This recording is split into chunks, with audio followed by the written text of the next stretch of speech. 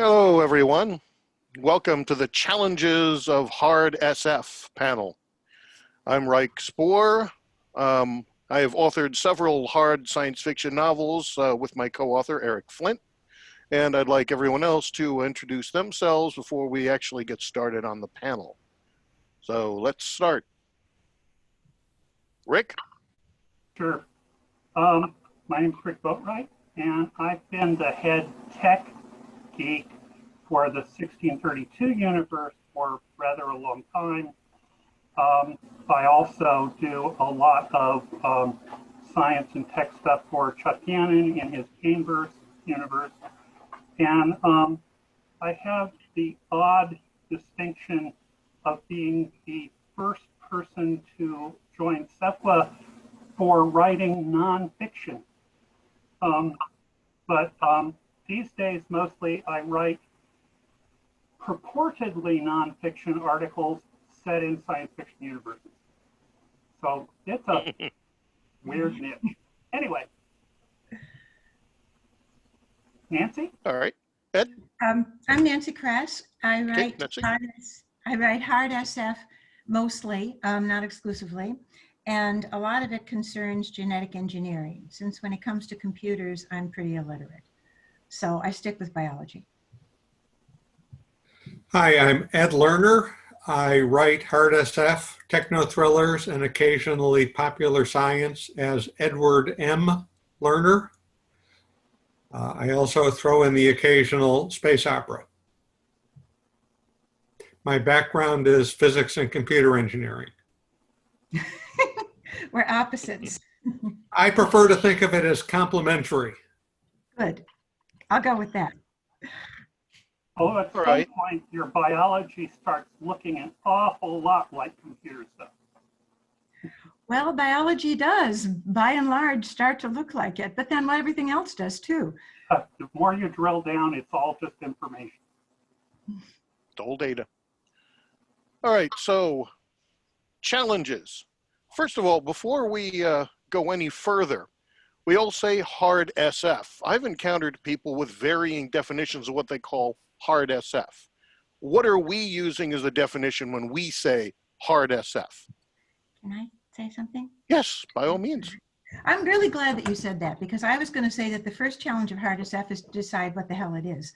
And there are so many possibilities. And by one definition, only that which does not violate anything that we know about science right now, and which extends it in a completely plausible way that is not going to get you a lot of angry letters from actual scientists, qualifies. By another, you can extend it more, so you get some angry letters, but it still has to more or less confine with what we go.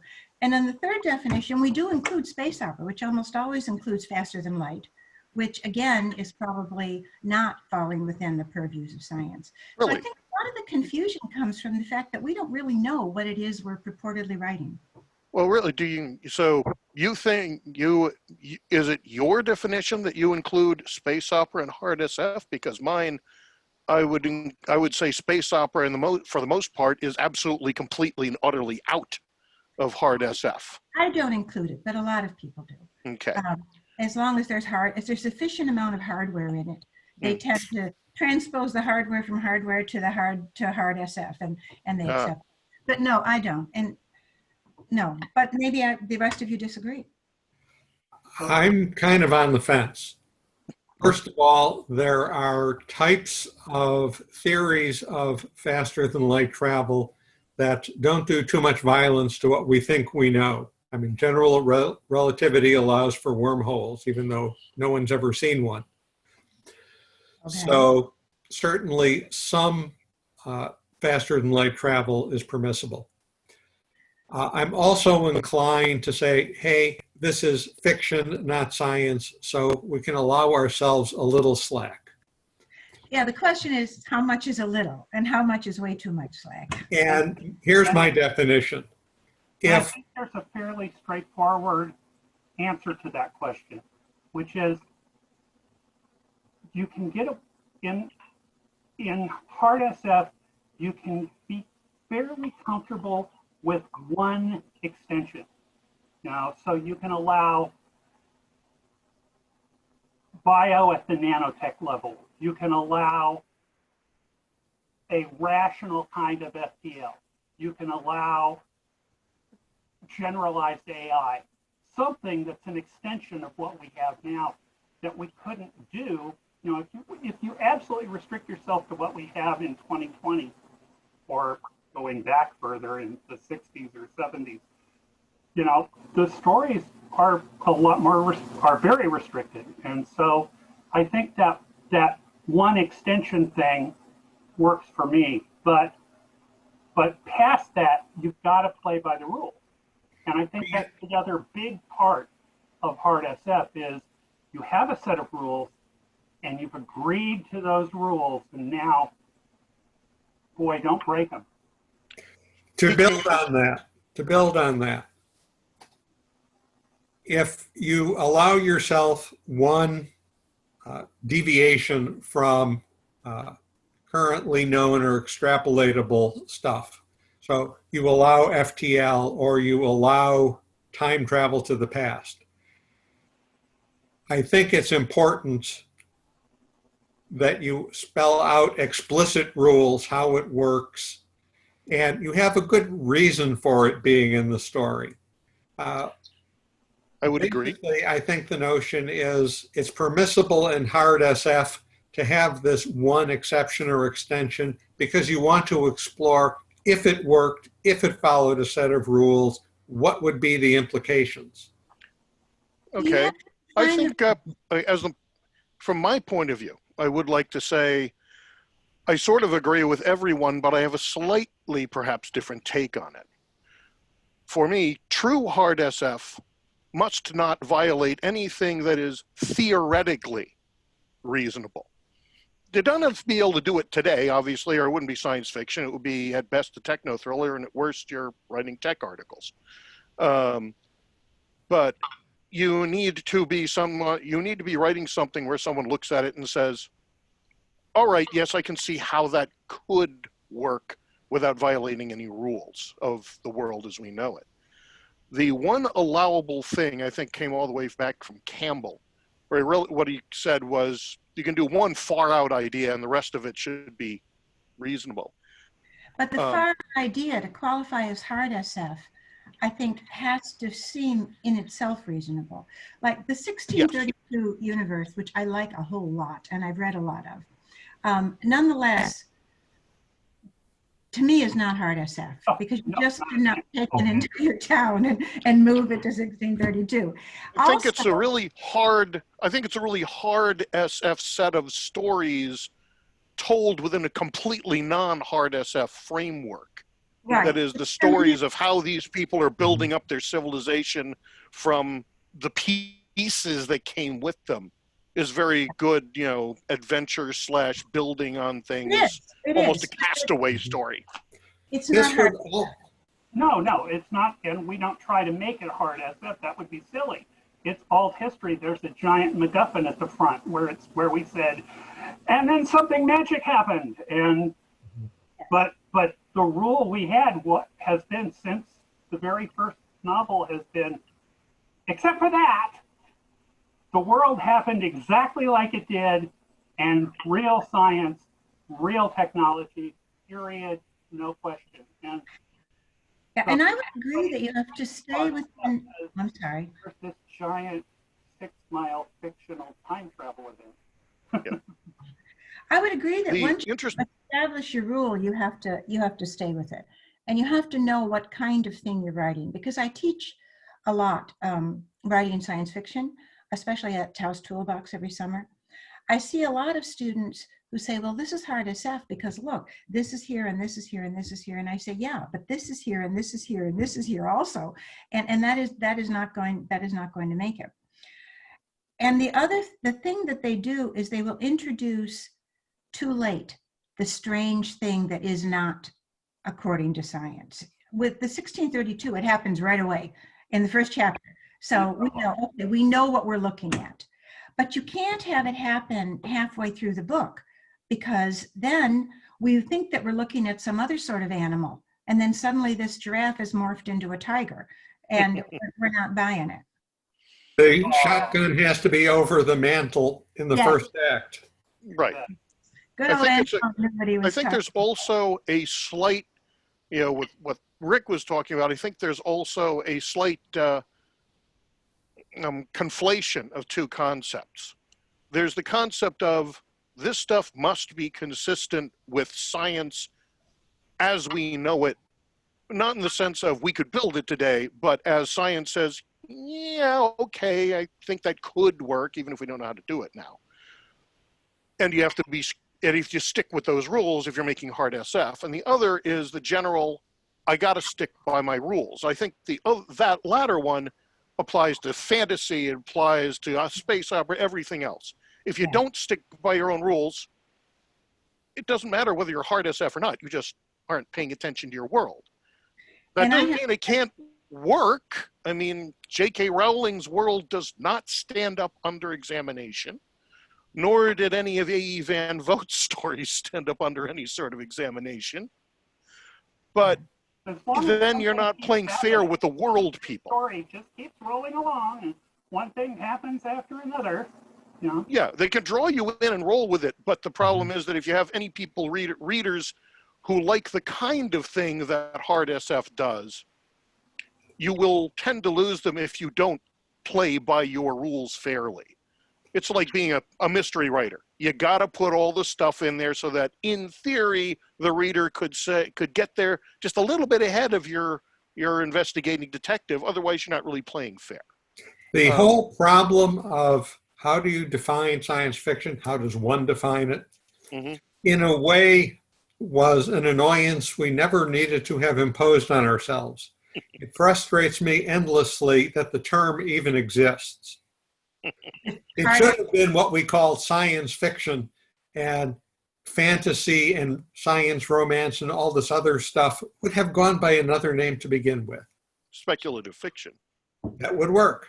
Well, Heinlein thought it did, so if it was good enough for Heinlein, I'll take it.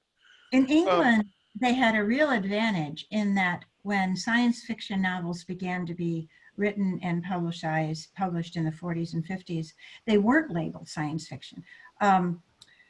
Brave New World and 1984 and all of Anthony Burgess's Clockwork Orange, they were just published as novels. And that meant not only were they not hampered with this kind of labels, they weren't hampered with marketing problems either. I've written 2 bio-thrillers. They weren't shoved into the ghetto. Yes, I've written 2 bio-thrillers, and they're both contemporary, and they deal with real biology. And they're really not science fiction because they're much more thrillers and that science exists. But because my name was on them, they were shelved with science fiction, and the thriller audience never found them, even though they're among my favorites of my own work. And so they did not, despite good reviews in New York Times and other places, they just never really took hold. I agree. This is a real thing and probably worthy of a panel all by itself. Marketing. But let's focus on the subject of the panel. Obviously, one of the biggest challenges of writing hard SF, I always phrased it from a quote, I don't even remember where I originally saw it, which is, it ain't what you don't know that gets you. It's what you do know that ain't so. How do you guys, or if you don't write it, how do you watch people avoid that pitfall of, oh, I thought that was the way it was, and it's not actually? How do you avoid that pitfall that's going to kill you if you make the wrong assumption? You research the hell out of it. I'm not a scientist. I wasn't trained as a scientist. I have a whole bunch of English degrees, which are just about as useful to me as English degrees usually are. And when I'm writing genetic engineering, I work equally as long on learning the science for what I want to do as I do for actually writing the work. One of my 2 latest books, one was a space opera for Bain, and the other one was a standalone novella from Tachyon, which concerns the genetic engineering of crops and what can go right and what can go wrong. And I spent a couple months researching everything I could on this, and then only 1 month writing the novella. Because if you're not trained, and even if you are, you have to keep up with what's going on now. You have to research and research and research and try to get it as right as you can. And even then, it's going to be out of date eventually. Maybe I'm working on maybe depending on what you're working on, it might be out of date before it gets published. It might. That's certainly the danger with techno thrillers. One of the advantages of at least working a few decades out. I'm working on a series of stories for the Universe Annex section of the Grantville Gazette. The first one is, in fact, running as we speak. And it's And most definitely. It is, by the way. Pardon, what's that, Rick? And a good story it is, Ed. Oh, thank you. And even though these stories are physics intensive and I'm a physicist by training, I spend more time asking myself, okay, how does that work? How could that be abused? And doing more research. And if I'm not certain, reaching out to college professors who tend to be very eager to help, to ask a question, what's the latest version of this? Yes, I collect microbiologists the way some people collect butterflies. And I have a list of people, I don't skewer them with pins, but I have a list of people that I can contact and say, what about this? What about this? And that helps you to keep you current enough, I hope. Absolutely. Yeah. My writing partner, Karen Offord, and I are working on the third Dr. Dribblefluff book right now. And we've been corresponding back and forth with specialists in bacteriophage therapy to see if it's possible to bring that into the 1632 unit. And, that's not here. It's way up there somewhere. It's about as specialized as you can get. And most of the sources are in Russian, which doesn't help. But even if you're that kind of careful, and I know I'm going to refer back to 1632, it's where I live, but the other example that I have is, as careful as we were and as many experts as we pulled in and as much research as we did, none of us thought about the fact that the rock density of that bubble of stuff we transported back to Germany was different in West Virginia than Germany. And the whole hemisphere would have just popped up out of the ground, in giant earthquakes. It was a mess. And when we finally got a competent physical geologist to show up several years later, our response was, oops, well, the aliens stayed back. So Yeah, the nice part about the alt history, but sometimes you can't win. Sometimes you're going to. No. Sometimes the best response is, oops. Yeah. Sometimes the response is alternate history. Yeah. Well, you can do that to some extent, but that's not always a easy thing to do.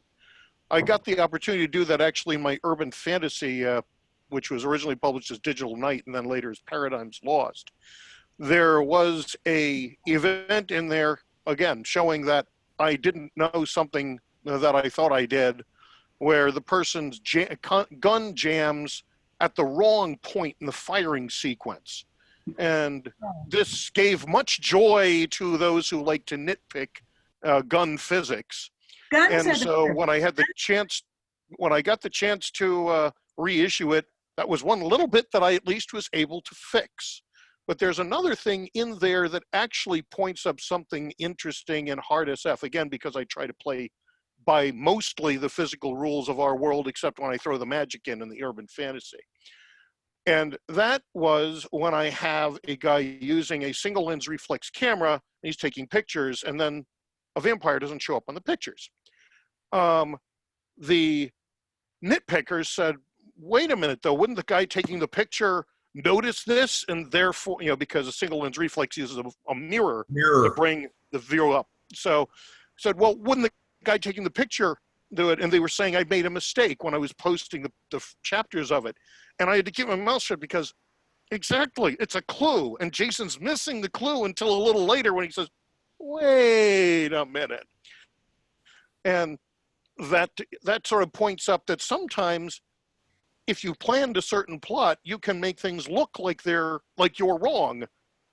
But no, that's actually a clue to what's going on in your world. And that's really hard to get away with, because sometimes people will close the book at that point saying, this person doesn't know what the hell they're talking about. I Well, I had, tend to throw, I never had them flip the safety off on their Glock.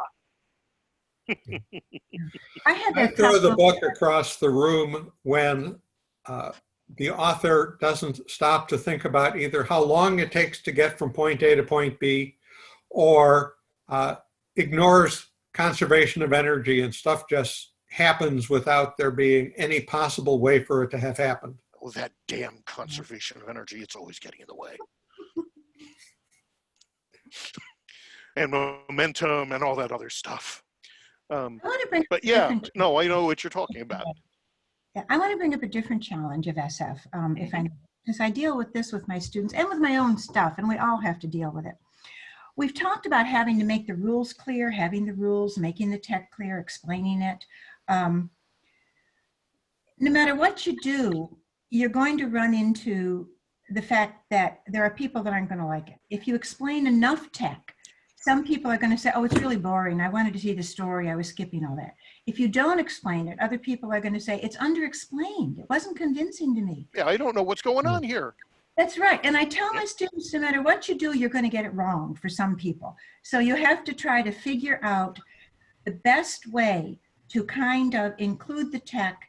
And I found two techniques work for that, in case anybody's interested. One is to try to break it into small bits as much as you can and intersperse it. And the other is, if you have an absolute solid block of exposition to explain how things work, and it's got to be there, put it after a dramatic scene, because Shakespeare knew this. After the killing in Macbeth, he has the knocking on the gate scene with the porter, because well, he's doing it the other way around. He's putting a lot of information after he's had a dramatic scene.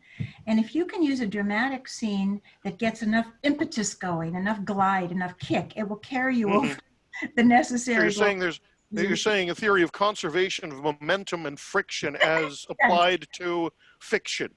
The fiction friction that can let you can begin to shove from the drama, and they'll close long enough to get through that really dry narration you got to do. Right. I tend to think of it as the Kress swimming pool theory of fiction. If you can't dive, and I can't, you know, when you're in a pool, you kick off from the side, and then you get a glide before you have to start using your Dog hands. paddling, yeah. Yes, unless you're, you know, Michael Phelps, in which case you better start instantly. But ordinarily you get a glide. So you've earned a glide if you have a strong kick in front of it. And you can get away with it that way. Ed brought up something that I feel is very relevant as a challenge of balancing when writing science fiction.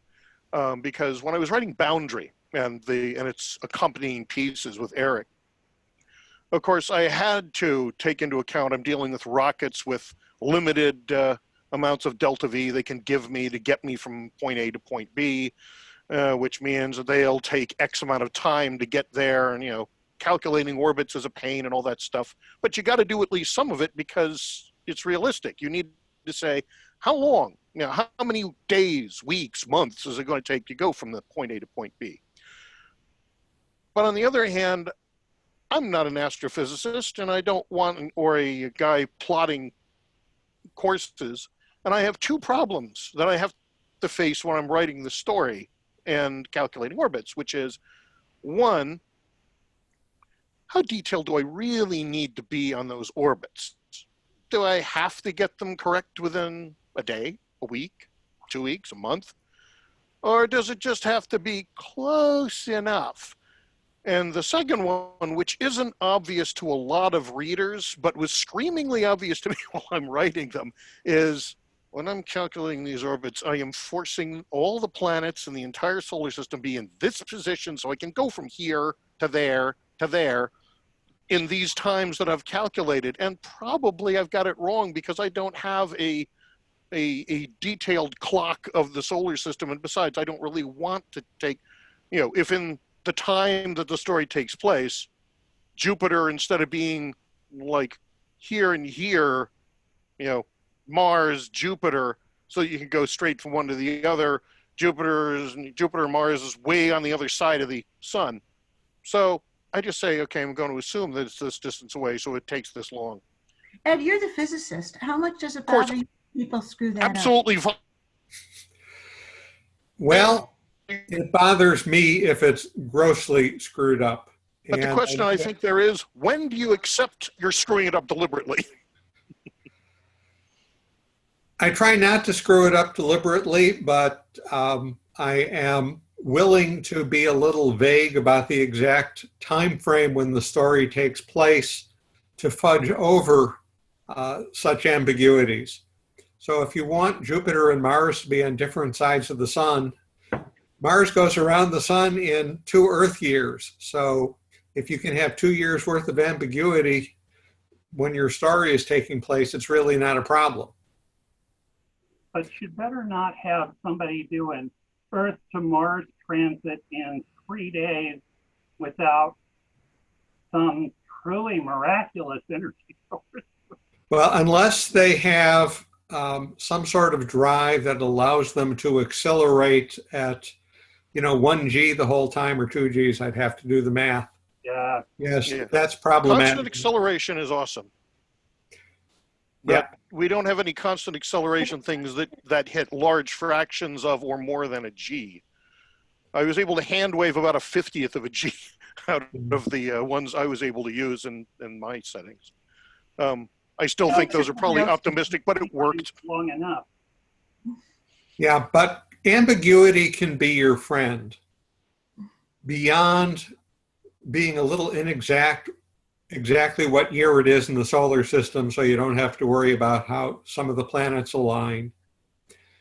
You can also get away with having your characters complain about it having been months since they saw Earth without specifying exactly how many months. How many? Yeah.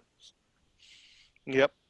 But and you get the same thing when people are messing with FTL, because people will grab star names or catalog IDs off of a 2D star map from the sky without recognizing that this object is 15 light years away, and the other one that you're talking about is 1,500 light years away.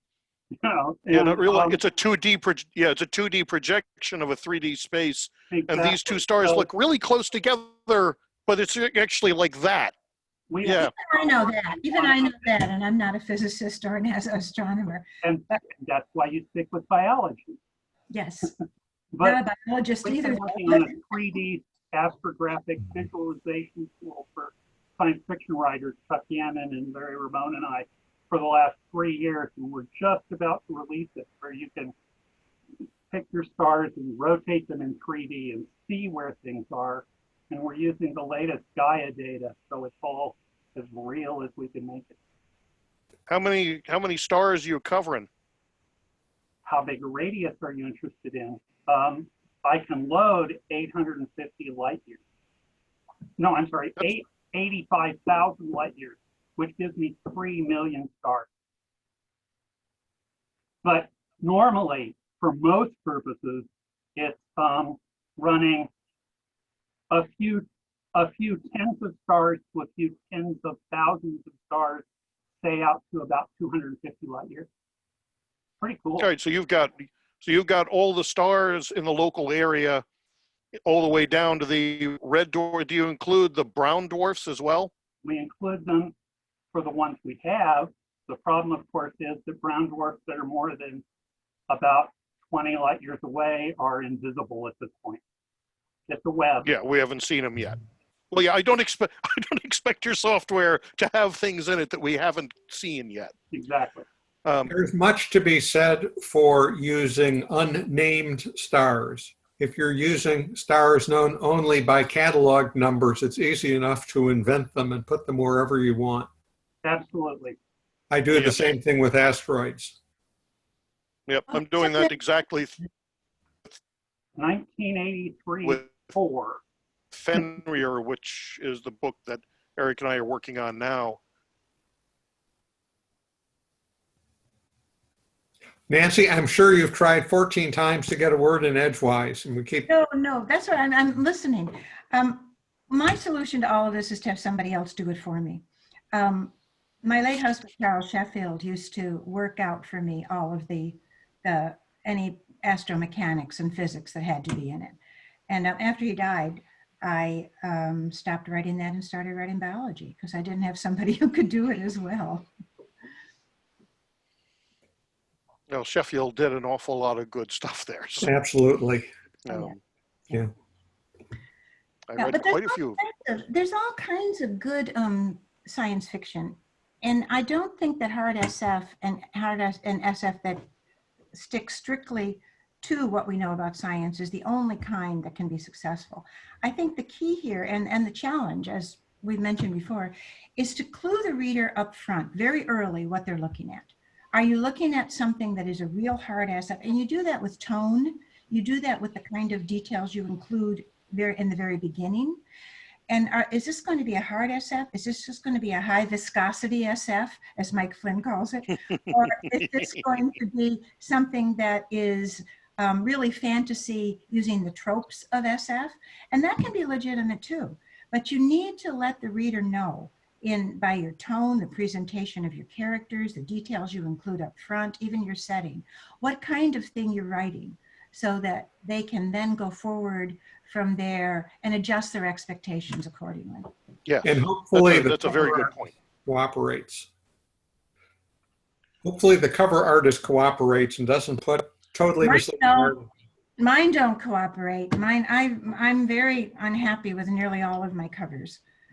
Oh, not all of them. Not all of them. Covers are that's a separate, very flammable panel. Yes.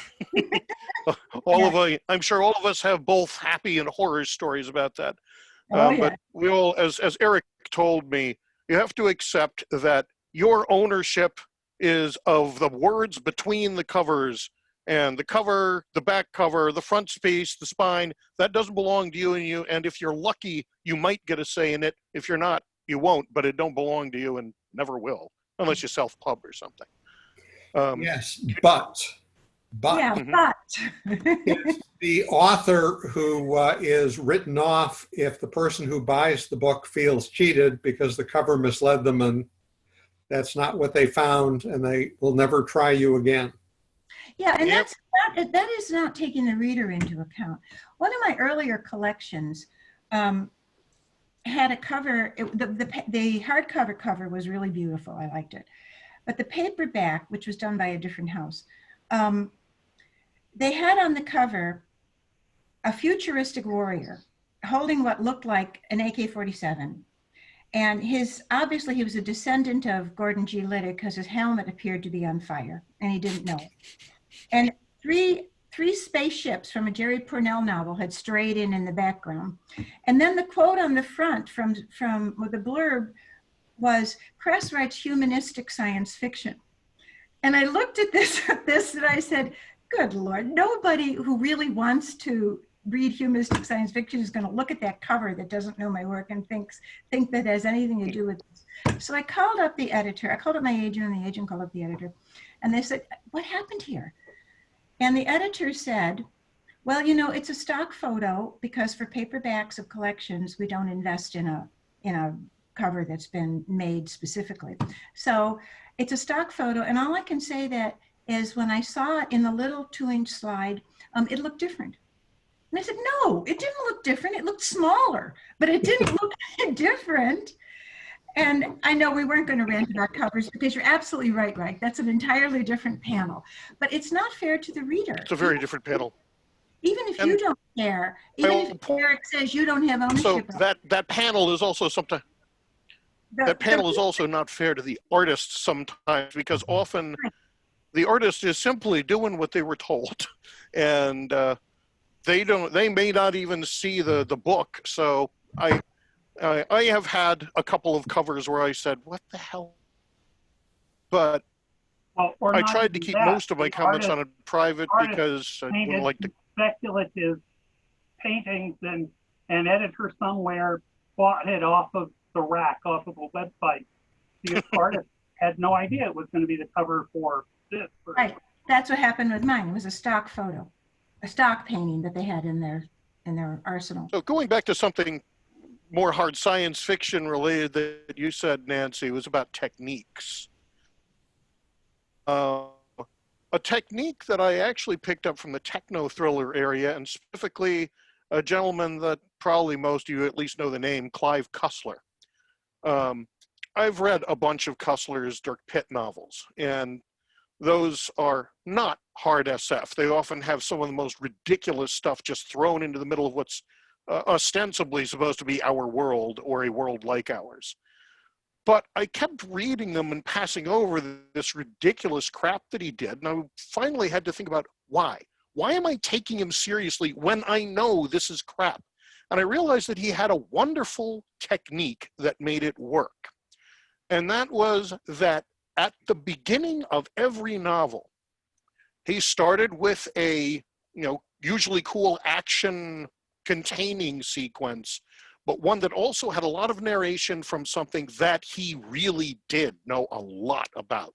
Usually it was marine salvage, or it was the particular historical events of the day, and he would narrate them in such absolute, precise, believable, iron-hard terms that you came to say, okay, this guy knows what he's doing.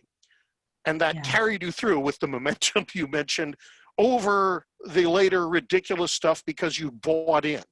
And so I had to think about how I could do that with stuff when I got drawn in doing Boundary, which is an area I knew nothing about. I didn't plan on doing hard SF. And so I decided that I would focus on something that Eric had pointed out, which was that I did know a lot about sensors, controls, and sensing methodologies. So I had AJ Baker provide this nice hard-edged, I've got all this tech down, so that when I made stumbles later on, people hopefully would pass over it. Establish your credibility early, Yes. and then bank on it. Yes. Trust. And spend it. And so the other technique that makes hard SF work for me is having enough explanation. Now, when I think of soft SF, or however you want to say that, I think of stories where things just happen, and I never know why or how they were supposed to work, or even if they were following rules inside their head, they never shared those rules with me. The rules should be, you should be able to deduce, if it's done skillfully, you should be able to deduce the rules without having them, spelled out. But that, I didn't mean hold a meeting. Right. That's one of the challenges. There's another challenge for you to list. If you're making a list of these, anybody, that's another challenge, to convey the rules of your particular hard SF universe without actually having to spell them out, but to convey them well enough that they're very clear. Yes, that's a very good point. Because in general, nobody wants you to show your work to the point of having an entire appendix in the front of the book. They would like to maybe read it later, but they want all the rules they need to know presented to them as painlessly as possible.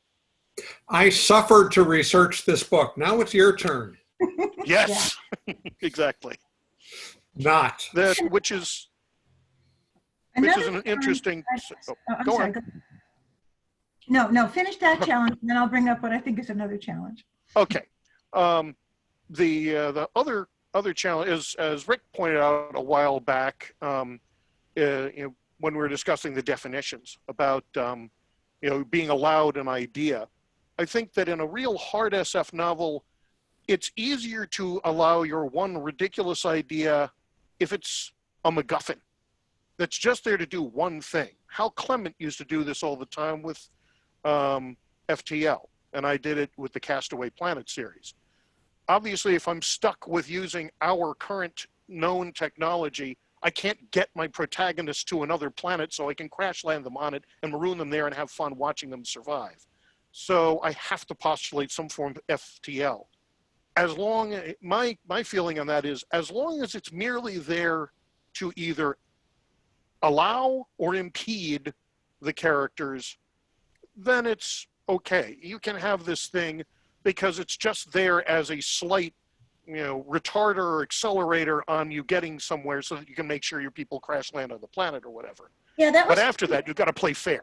that was true of The Martian, because as I think we all know, Mars Yes. can't muster the kind of atmospheric winds that are going to do what A he had. wonderful example, because I damn near shut the book at that point because once on Boundary I'd had that tornado and they'd driven through it, and some people had laughed at others saying, "You thought we were going to tip over. This is like nothing." But the author So, yeah. the author knew it, and he was willing to take that one thing, and then because everything else in the book, works. I had the honor of sitting at some luncheon or other next to an astronaut, Ed Yu, and we were talking about The Martian, and we were talking about that thing, and I said, okay, how much after that rang true to you, after that one, tornado thing that both makes them leave, half tips the ship over and drives a stick. The MacGuffin. Yeah. And he said, all of it. He said, all of it. I can see all the rest of it, happening that way. And I think that you're right. You're allowed one thing, but some people won't stay with you. You almost didn't stay with the author because some people I won't almost didn't. even for that one thing. It's easier to get the reader to stay with you with that one thing if your one thing is a recognized trope. FTL is sort of grandfathered into the genre. Yeah. Time travel is grandfathered in, even though most time travel stories are utter nonsense. Psionics, even, you can get away with some. I think that's true.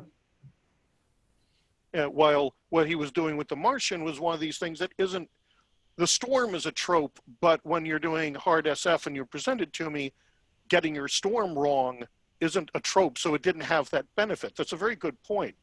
If you're using the established tropes of the genre, your hand wave is much more acceptable because, okay, we know what you're using it for, and we know why it's there, and we accept it. He could have just done a meteor shower and not even needed the hand wave. Possibly, although the precision of that meteor shower to allow all the other stuff, and I think I would have gagged just as hard on that one too. The cosmic sizes of things involved. What did you guys think of Gravity, which I had a lot of issues with? I hate it. It makes my knees hurt and everything. Yeah. Oh, I consider the science awful. I thought if the planet with the most time dilation were actually there with the degree of time dilation it had, everyone on it would have been spaghettified along with the planet. Sweet. I had Interstellar. Interstellar. Don't get me started on Interstellar. The only thing that Oh, sorry. I was conflating Gravity with Interstellar. No. Interstellar, I was whining. That's okay. Gravity sucks too, so. Interstellar, the only thing that can escape a black hole is Hawking radiation and Matthew McConaughey. And when that came up on the movie, I thought, no. It was a really, SF movies really have to answer for a lot because they turn off audiences to serious print SF. And I've been quarreling with them for years. Ted Chiang and I have a running battle about Moon, which I thought was incredibly stupid, the movie. Because if you're going to mine something on the moon and it's dangerous, just send, and we find out halfway through, this is one of those halfway through things, that pods can go back and forth carrying corporate executives, then just send up 3 guys and give them hazardous pay. You don't need clones stored underground and jamming and fake news things from Earth and all the rest of it. And I said to Ted, how can you like this? How can you like that? And he said, because movies, this is an attitude I can't share, but it's interesting. He said, SF movies are different from print in a really important thing. They're art. They're closer to painting than they are to storytelling. And like painting, especially surrealist painting, they don't have to make sense. And I said, no, I can't buy that. I can't buy that. Especially since Ted's work always makes sense within its own context. So that startled me that he would think that. Well, I think it's a fair viewing point. I don't necessarily agree with it, but doing film is an entirely different problem because when we're sitting here as authors, it's us. You write your books, I write mine, and okay, so the editor may come in and say a little change here, a little change there, but in general, they're not going to come up to you and say, hey, this Mars thing, it's just not working for me. Could we put it on a farther away planet and maybe give us some natives? And, you know, so, but if you're making a movie for $200 million, you got a lot of people with their lives riding on that. And you've got a whole bunch of other people who think, they may not even think they know better, but A, some of them have got a name to make. So they've got to be able to point to something they did that they did on this movie so that they can say, yes, that's mine. That's my responsibility. And second, a lot of them may know the audience of a movie better than the guy writing the script. Sad to say, but you're trying to sell hundreds of millions of tickets. We would like people to buy hundreds of millions of our books, but all of us know that that ain't going to happen. And if it does, it's because somebody made a movie of our book that then gets people to buy the book. And that's because it's a different audience. Yeah, but those movie experts that know their audience produced a film starring Jar Jar Binks. No, that was a particular guy who owned the property and then went off his own reservation because his original 3 movies were not written by him. They were written based on stuff he did and then changed and doctored. He had Carrie Fisher doctor the first one without even officially doing so, along with the rest of the cast. And the other 2 were written by well-known SF authors. Once he became George Lucas and did the prequels, he was doing it all his way. And that pretty much shows you the strengths and weaknesses of his approach. But again, we're getting off of hard SF because I don't think there's anything less hard than Star Wars. It drives me crazy. No, it did what we said. It signaled from the very beginning of the very first movie, when you have that huge spaceship going overhead with a whoosh, and you know, there's no sound in space. It signals right off the bat. And you've got a princess in there. This is not science. This is a fairy tale, a myth put out in space. And I loved it for that reason, because it's a grand space opera is what it is. Yeah, And, it is. and a lot of space operas are just using a trope, a set of tropes from maybe another genre, and they're putting some really nice shiny paint all over it. And yes, you're right. The original Star Wars signaled everything perfectly. Yeah, it wasn't trying to be science fiction. It was a mythological fairy tale in space with princesses and knights and all of that. And I loved the first one. I loved it for that reason. And everything after that was downhill. Yes, alas. They did a really good job of letting you know in the first movie right away that while they had strong generalized AI, the robots were serfs. You know, they were the peasants. They did what they were told. Yep. Which is an interesting other thing that comes up commonly in SF. We've only got 5 minutes left, so we don't have too much more time, but I think that one of the points that we would make is that when we introduce a technology or an approach to something in our stories, we at least have some responsibility to look at the consequences on the world around it, don't we? In order to make it believable that it's there. Yes, and in fact, I wanted to say something about that, and I'll say it real fast because we only have 5 minutes. When you mentioned responsibility, because I write about biology a lot, and because I write about things that in the near future could very well come about, I'm feeling an increased pressure to not necessarily take the easy way, which is to turn them all into disaster movies. I mean, all fiction is about something that went wrong somewhere, or you don't have a fiction. But if you only show the negative side of the future advances in biology and even the current advances in biology, it seems to me that you're helping to create in the public, the reading public, the viewing public, whatever, a sense of negativism about the things that, for instance, genetic engineering can do. And there's no area where this has been more abused than cloning. Thank you. Thank you. We can thank Crichton for that. Well, yeah, partly, but we can go back. We can thank Ira Levine for the voice from Brazil. We Oh, can yes. Yep. go all the way back to Kate Wilhelm with her excellent and wonderful, but still it did not do cloning any service, where Late the Sweet Bird sang. Cloning is nothing but delayed twinning. It's not going to produce telepaths or monsters or replicas of Hitler or whatever. But people have a very negative perception of cloning, and there are surveys that the data support that, partly because they have seen it in these movies and in these books. And I'm feeling an increased sense of responsibility to not show all negative outcomes, but that's the easiest way to write a novel. So Yes. it's a balancing act. It's a balancing act that I haven't solved. I can see that. That's a very interesting point, that we as writers have some responsibility to understand what our version of the future may be saying to people. Yeah. At least with Boundary, I think I've mostly been positive in that series, and I try to do that because I'd like to have a story that's positive, that leaves me feeling better after I'm done with it. I tend to try But to certainly there is a temptation to make total disasters because it is easy. I think you have to have something go wrong, because stories where everything is peaches and cream get boring really fast.